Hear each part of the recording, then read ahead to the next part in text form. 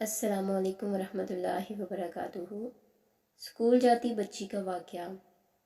کچھ دن پہلے جب میں اپنی بہنوں کو اسکول چھوڑ کے واپس آ رہا تھا تو میں نے دیکھا ایک بچی جس نے اپنے پاؤں شاپر سے کور کیے ہوئے تھے۔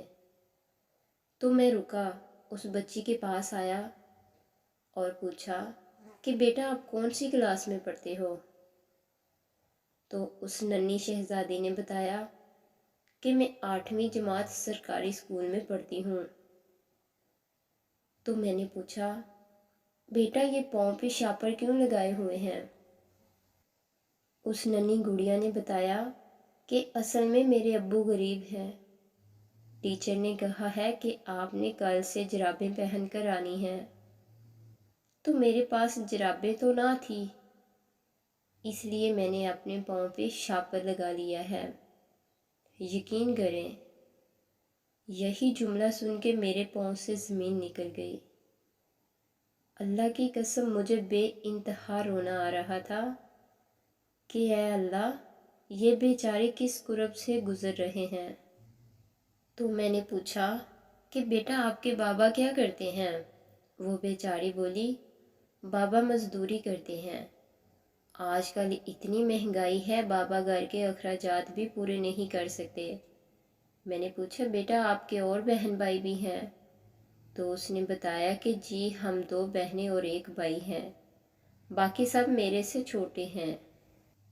افسوس اس بات کا ہے کہ ہماری غریب عوام مہنگائی میں پس رہی ہے اور ہماری قوم کے نوجوان سیاسی جماعتوں کے سپورٹر ہیں۔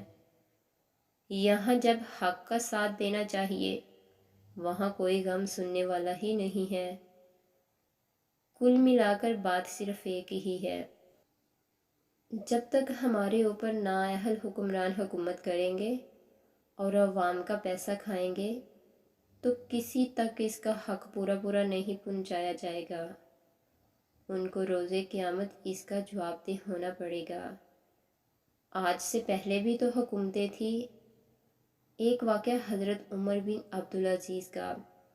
امیر المومنین حضرت عمر بن عبدالعزیز رحمۃ اللہ علیہ خلافت کا کام کر کے اپنے گھر آئے اور آرام کرنے کے لیے لیٹے ہی تھے کہ بیوی نے غمگین لہجے میں کہا امیر المومنین اگلے ہفتے عید آ رہی ہے، بچہ نئی پوشاک کے لیے بہت بے چین ہے، ابھی روتے ہوئے سویا ہے۔ حضرت عمر بن عبدالعزیز رحمۃ اللہ نے فرمایا کہ تمہیں تو معلوم ہے کہ مجھے ماہوار 100 درہم ملتے ہیں جس سے بمشکل گھر کے اخراجات پورے ہوتے ہیں۔ بیوی وہ تو میں سمجھتی ہوں، آپ بیت المال سے قرض لے لیں۔ حضرت عمر بن عبدالعزیز نے فرمایا بیت المال تو صرف غریبوں یتیموں فقیروں کا حق ہے، تو صرف میں تو اس کا امین ہوں۔ بیوی بولی بے شک میرے سرتاج آپ کی بات سچ ہے، مگر بچہ تو نہ سمجھ ہے، اس کے آنسو نہیں دیکھے جاتے۔ حضرت عمر بن عبدالعزیز بولے تمہارے پاس کوئی چیز موجود ہے تو اسے فروخت کر دو، اس سے بچے کی خوشی پوری ہو جائے گی۔ بیوی بولی امیر المومنین میرے تمام زیورات آپ نے بیت المال میں جمع کروا دیے ہیں، بلکہ میرا قیمتی ہار بھی جو میرے والد نے مجھے تحفہ دیا تھا آپ نے وہ بھی جمع کروا دیا، اب تو میرے پاس آپ کی محبت کے سوا کچھ بھی نہیں۔ امیر المومنین نے سر جھکا لیا، بڑی دیر تک سوچتے رہے، اپنے ماضی میں جھانکنے لگے۔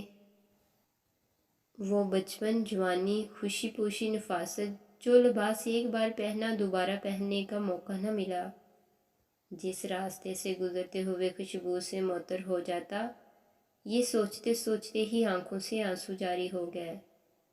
بیوی نے اپنے ہر دل عزیز شوہر کی آنکھوں میں آنسو دیکھے تو کہنے لگی مجھے معاف کر دیں، میری وجہ سے آپ پریشان ہو گئے۔ فرمایا کوئی بات نہیں۔ پھر حضرت عمر بن عبدالعزیز نے بیت المال کے نگران کے لیے خط لکھا، خط لکھ کر اپنے ملازم کو دیا اور فرمایا اب بھی خط یہ نگران کو دیو، اس میں لکھا تھا مجھے 1 ماہ کی تنخواہ پیش گوئی بھیج دو۔ ملازم نے جوابی خط امیر المومنین کو دیا جس میں لکھا تھا، اے خلیفۃ المسلمین، آپ کے حکم کی تکمیل سر آنکھوں پر، لیکن کیا آپ کو معلوم ہے کہ آپ 1 ماہ زندہ رہ سکتے ہیں؟ جب یہ آپ کو معلوم نہیں تو کیوں آپ غریبوں کے مال کی حق تلفی اپنی پیشگی گردن پر رکھتے ہیں؟ آپ نے جواب پڑھا تو رونے لگے۔ فرمایا، نگران نے مجھے ہلاکت سے بچا لیا۔ اگلے ہفتے دمشق کے لوگوں نے دیکھا، امرا کے بچے نئے حسین کپڑے پہن کر عیدگاہ جا رہے تھے، مگر امیر المومنین کے بچے پرانے دھلے ہوئے کپڑوں میں ملبوس اپنے والد کا ہاتھ پکڑے عیدگاہ جا رہے تھے۔ بچوں کے چہرے چاند کی طرح چمک رہے تھے، کیونکہ آج ان کی نظر فانی دنیا کے وقتی خوشی پر نہیں، بلکہ جنت کی ابدی تمنا کے احساس نے انہیں سرشار کر دیا تھا۔ اور آج کے دور کی حکومت کا تو اللہ ہی حافظ ہے۔ آپ سب دوستوں سے گزارش ہے کہ ایسے لوگوں کی مدد کیا کریں، ان کی بھی ضروریات ہوتی ہے۔ کوشش کریں اپنی فضول خرچی کم کر کے ایسے لوگوں کا سہارا بنیں۔ یہ لوگ بھی ہمارے بھائی ہیں، بے شک ہمارا ان کے ساتھ خونی رشتہ نہیں ہے، لیکن انسانیت کا رشتہ ضرور ہے۔ ہمیں ایسے لوگوں کا سوچنا چاہیے، ان لوگوں کا سہارا بن کے دکھانے کا، قدم سے قدم ملانے کا، اخوت کا، رواداری کا، انصار اور مہاجرین کا۔ کہتے ہیں نا، ہم سب لوگ اس پرچم کے سائے تلے ایک ہیں، ہم ایک ہیں۔ تو آج وقت ہے خود کو ایک ثابت کرنے کا، کیونکہ سانجھی اپنی خوشیاں اور غم ایک ہیں، ہم ایک ہیں۔ تو کیوں نہ ہم ان کے غم کو سانجھا جانیں، غم بانٹیں ان کا، آج ان کو اس مشکل وقت میں ان کا ساتھ دیں اور ان کو بھی زندگی جینے کا حق دیں۔ مزید اچھی ویڈیوز کے لیے ہمارے چینل کو لائک، سبسکرائب اور شیئر کریں۔ شکریہ۔